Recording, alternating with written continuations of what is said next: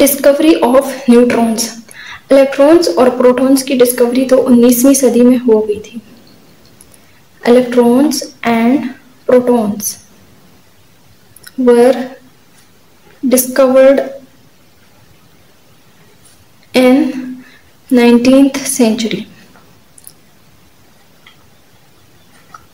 Rutherford ने जो 1911 में गोल्ड फॉइल का एक्सपेरिमेंट किया था, रदरफोर्ड ने जो 1911 में गोल्ड फॉइल का एक्सपेरिमेंट किया था और उसने क्या किया था, न्यूक्लियस को डिस्कवर किया था। Nucleus was discovered.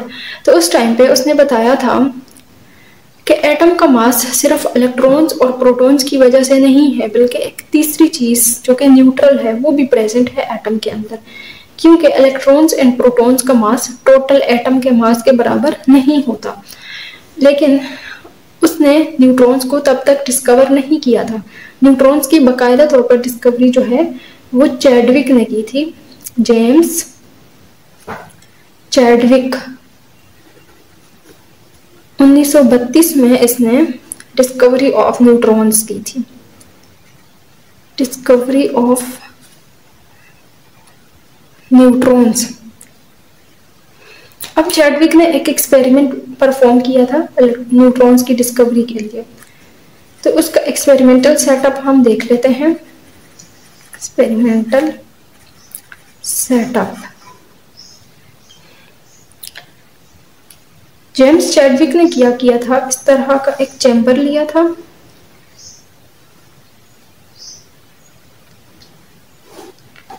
और ये चैम्बर बना हुआ था किसका, लेड के ब्लॉक का।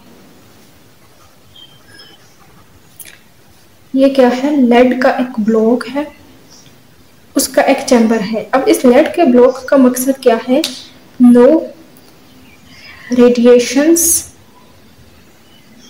Inter and leave, inter and leave यानी इस जगह से कोई भी रेडिएशन न अंदर आ सके और न बाहर जा सके। इस चैम्बर के अंदर यहाँ पर वैक्यूम बनाया गया था और यहाँ पर क्या लिया गया था, पोलोनियम। पोलोनियम एक रेडिएक्टिव एलिमेंट है, पोलोनियम लिया गया था। अब पोलोनियम एक रेडिएक्टिव एलिमेंट है, ये रेडिएशन इमिट करता है, यानी अल्फा पार्टिकल्स इमिट करते हैं। ये क्या करता है, अल्फा पार्टिकल्स इमिट करता है, जो कि हीलियम न्यूक्लियाई होते हैं।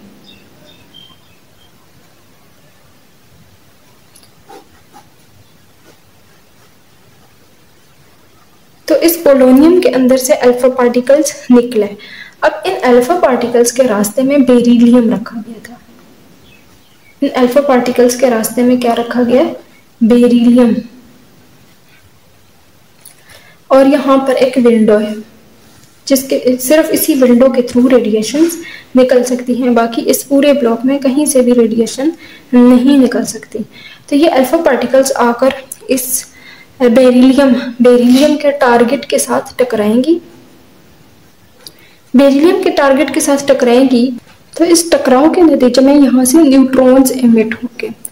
अब इन न्यूट्रॉन्स के रास्ते में पैराफिन वैक्स रखा गया, पैराफिन वैक्स। तो ये न्यूट्रॉन आकर इस पैराफिन वैक्स के अंदर जज़ब हो गए और इसके नतीजे में क्या निकले, प्रोटॉन्स। यहाँ से प्रोटॉन्स निकले। अब इन प्रोटॉन्स को एक डिटेक्टर के थ्रू डिटेक्ट किया जाएगा। एक डिटेक्टर है, इसके अंदर गैस भरी हुई है, इसके अंदर गैस है। तो ये प्रोटॉन्स जब आएंगे उस गैस के साथ टकराएंगे। ये गैस है, प्रोटॉन आकर गैस के साथ टकराए तो गैस को आयनाइज कर देंगे, यानी गैस पॉजिटिवली चार्ज्ड हो जाएगी और ये पॉजिटिवली चार्ज्ड गैस यहाँ से डिटेक्ट हो जाएगी।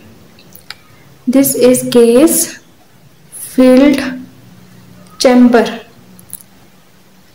और ये डिटेक्टर है। ये काम यहाँ पर डिटेक्शन ऑफ रेडिएशन का करता है।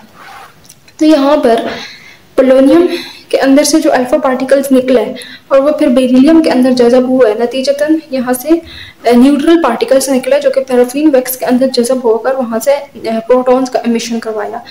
तो इन अल्फा पार्टिकल्स के इस बेरिलियम टारगेट के साथ टकराने के नतीजे में कौन सा रिएक्शन हुआ, ये बेरिलियम होता है 9-4। और अल्फा पार्टिकल्स होते हैं 4 × 2। तो ये दोनों जब आप इसमें रिएक्ट करेंगे तो कार्बन 12 6 बनाएंगे और साथ में एक न्यूट्रॉन बनेगा। अब ये न्यूट्रॉन आके जाकर इस पैराफिन वैक्स के अंदर जज़ब हो गया, और ये इस न्यूट्रॉन को अगर डायरेक्टली भी यहाँ से डिटेक्ट किया जाए, डायरेक्टली भी, तो इनके ऊपर चूंकि कोई चार्ज नहीं है तो ये किसी चीज़ का आयोनाइजेशन नहीं करवाएंगे, और ये हाईली पेनिट्रेटिंग है, जिसकी वजह से ये डिस्कवर हो गया कि एटम के अंदर एक तीसरी चीज़ भी प्रेजेंट है जो कि न्यूट्रल है और हाईली पेनिट्रेटिंग है। तो इस तरह से जेम्स चैडविक ने डिस्कवरी ऑफ न्यूट्रॉन किया।